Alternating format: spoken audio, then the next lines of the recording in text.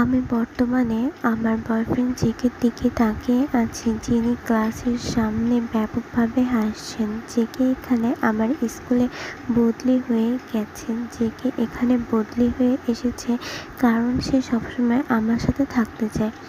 JK সবাইকে hello, আমি জোয়ান জাঙ্গু, কিন্তু সবাই আমাকে ভালোবেসে জেকে বলে ডাকে। আমি 27 বছর বয়সী। আমার সম্পর্কে এলোমেলো তথ্য, কিন্তু আমি মনে করি আমি কেবলমাত্র অতিরিক্ত ডিম ভাজা রান্না খেয়েই বাঁচতে পারি। জেকে তার সম্পর্কে মজার ঘটনাটি বলার সময় গর্বিত লাগছিল জেকেকে।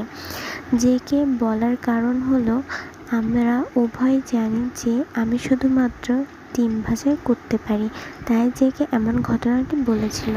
আমি জেকে এই এমন কথা শুনে আর তাকে হঠাৎ আমার ক্লাসে বদলি হয়ে আসা দেখে আমি বেশি বিরক্ত হলাম।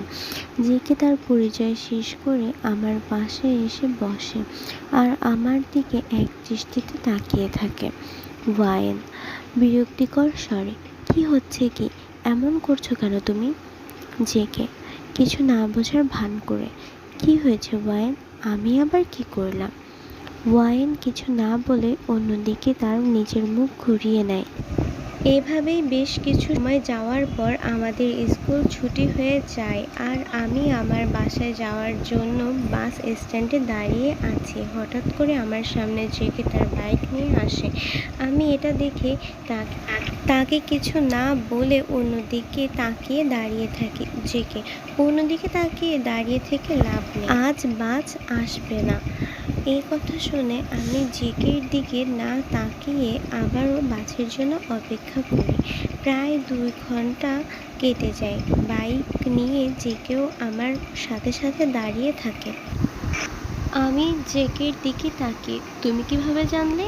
জেকে কিছু না বলে নিজের পকেট থেকে ফোন বের করে আর বাস কন্ডাক্টরকে কল দেয়। হ্যালো বাস কন্ডাক্টর। হ্যালো, কে? জেকে আপনি আমাকে চিনবেন না, আসলে আমি বাসের জন্য দাঁড়িয়ে আছি। আপনাদের বাস কখন আসবে?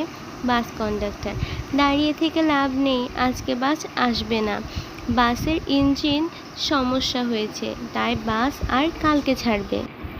ওয়াইন মনে মনে, এখন কি করব আমি তো এই স্কুলে নতুন, রাস্তাঘাটও ঠিকমতো চিনি না। আমার কোনো ভালো বন্ধুও নেই যে তার সাথে যাব। বাড়িতে মা একা, কাউকে যে নিতে আসতে বলবো তাও তো পারবো না। এখন কি করব আমি? এইসব ভাবতে ভাবতেই জেকে বলে ওঠে। জেকে নিজের ফোন পকেটে ঢোকাতে, এখন উঠে আসো আমার বাইকে, আমি তোমাকে ছেড়ে দিয়ে আসি। নাকি তুমি কাল বাস আসা পর্যন্ত এখানে অপেক্ষা করবে? একটা হাসি দিয়ে, তুমি যে মানুষ তা তুমি কাল পর্যন্ত অপেক্ষা করতে পারবা। মনে আছে ওয়াইন 2 বছর আগের কথা? ওয়াইন মনে মনে, আমার আর কিছু করার নেই, জেকের বাইকেই যেতে হবে স্বাভাবিকভাবে। না, আমার কিছুই মনে নেই, আর আমি কিছু মনেও করতে চাই না। এখানে আমার আর কোনো উপায় নেই, তাই আমি তোমার বাইকে উঠতে বাধ্য হয়েছি। এখানে তুমি আমাকে সাহায্য করেছো আর আমি শুধু তোমার সাহায্য নিয়েছি, এটুকুই, আর কিছু না। যে কেউ আর কথা না বাড়িয়ে বাইক চালানো শুরু করে আর কিছুক্ষণ পর আমরা আমার বাড়ির গেটের সামনে চলে আসি। আমি বাইক থেকে নেমে জেকেকে কিছু না বলেই বাড়ির দিকে যেতে থাকি। পেছন থেকে জেকে জোরে জোরে, মনে হয় মানুষের ভেতর থেকে কৃতজ্ঞতা বোধটাই উঠে গেছে। একজন মানুষ সাহায্য করলে যে তাকে একটি ধন্যবাদ দিতে হয় তাও মনে হয় মানুষ জানে না। এটা শুনে আমি রাগী দৃষ্টিতে পেছন ফিরে জেকের দিকে তাকালাম আর ওর দিকে এগিয়ে গেলাম। ওয়াইন মুখে এক রাশ রাগে, ধন্যবাদ তোমাকে। জেকে বাইক থেকে নেমে তার মুখটা আমার কাছে এনে, শুধু ধন্যবাদ, আর কিছু পাবো না? ওয়াইন মুখ ঘুরিয়ে জেকের দিকে নিয়ে, আর কি চাই তোমার? জেকে একটা হাসি দিয়ে, যা চাইবো দিবে তো? ওয়াইন দেবো, বলো। জেকে তোমার ওই মনটা চাই আমার। হঠাৎ পেছন থেকে আমার মা এসে আমাকে ডাক দেয়। ওয়াইন তোর এত দেরি হলো কেন? আমি এখনই তোর স্যারকে কল করতে যাচ্ছিলাম। ওয়াইন আজকে বাস আসবে না, তা আমি না জেনেই বাসের জন্য অপেক্ষা করছিলাম। তাই ওয়াইন আশ্চর্যভাবে জেকের দিকে তাকিয়ে, এই ছেলেটাকে? আমি কিছু বলার আগেই জেকে মুখ ভরা একটা হাসি নিয়ে, হাই আন্টি, আমি জেকে, ওয়াইনের বন্ধু। বাস না আসার জন্য আমি ওয়াইনকে বাড়িতে পৌঁছে দিয়েছি। ওয়াইন একটু হেসে, আরে বাবা, তুমি বাইরে কি করছো? ভেতরে আসো। জেকে, আন্টি অবশ্যই। আমি এদিকে মায়ের কথা শুনে হয়ে গেছি। আর অন্যদিকে মা জেকেকে নিয়ে ড্রয়িং রুমে বসিয়েছে। আমি কোনো দিকে না তাকিয়ে নিচের রুমে চলে যাই। ওয়াইম রান্নাঘরের দিকে যেতে যেতে, তুমি একটু বসো বাবা, আমি তোমার জন্য চা নিয়ে আসি। জেকে একটু নরম স্বরে, আন্টি আমি চা খাই না। ওয়াইম একটু থেমে পেছনে তাকায়, তাহলে তুমি কি খাও আমাকে বলো, আমি দিচ্ছি তোমাকে বানিয়ে। JK banana milk. ওয়াইম আচ্ছা তুমি একটু বসো, আমি এখনই নিয়ে আসছি। এটা বলে ওয়াইম চলে যায় আর জেকে নিজের মনে গুনগুন করে গান করতে থাকে। জেকে মনে মনে, না, ওয়াইন মনে হয় আমার বিষয়ে ওর পরিবারকে কিছু বলেনি, বললে আমাকে এত আদর যত্ন কিছুই করতো না। ওয়াইন গ্লাসটা টেবিলের উপর রেখে, নাও খেয়ে নাও।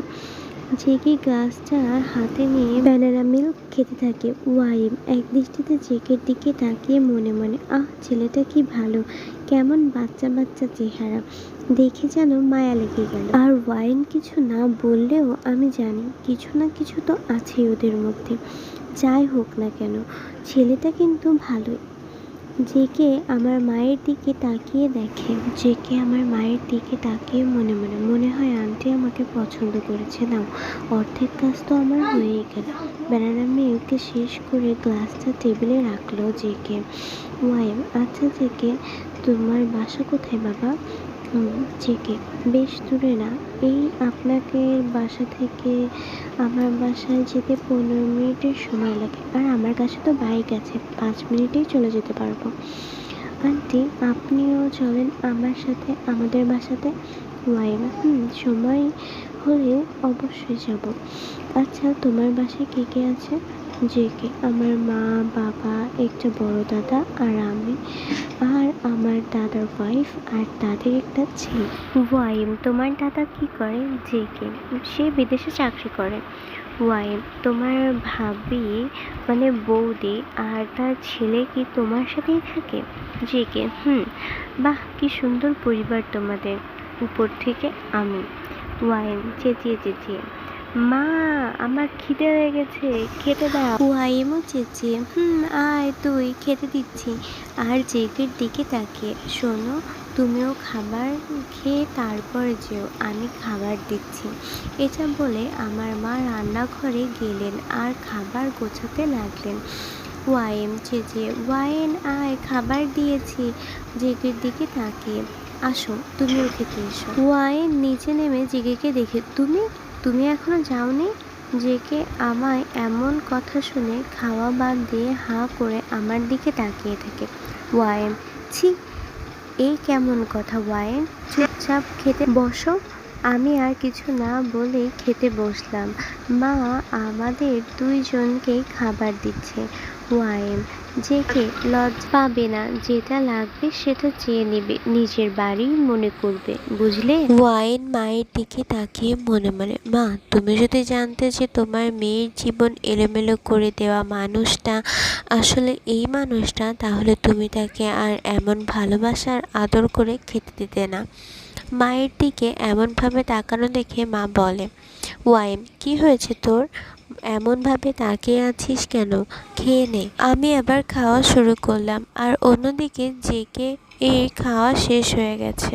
ওয়াইম ডান দিকে যেয়ে দেখো বেসিন পেয়ে যাবে, সেখানে হাত মুখ ধুয়ে নাও। জেকে হাত ধুয়ে নিজের রুমালে হাত মুছতে মুছতে, আন্টি তাহলে এবার আমি যাই। ওয়াইম যাই না, বলো আসি, আবার মনে করে তোমার এই আন্টির বাসায় আসবা বাবা। জেকে একটা মিষ্টি হাসি দিয়ে আমার দিকে তাকিয়ে চলে গেল। একটু পর দেখি মাও জেকের পেছন পেছন গেল। ওয়াইন মনে মনে, মা যে কি করছে আমি কিছুই বুঝতে পারছি না। আরে যাই হোক না কেন। আপুর যে বিদায় হয়েছে তাই কত, বাবা বাঁচলাম। আমি আবার খাওয়া শুরু করলাম।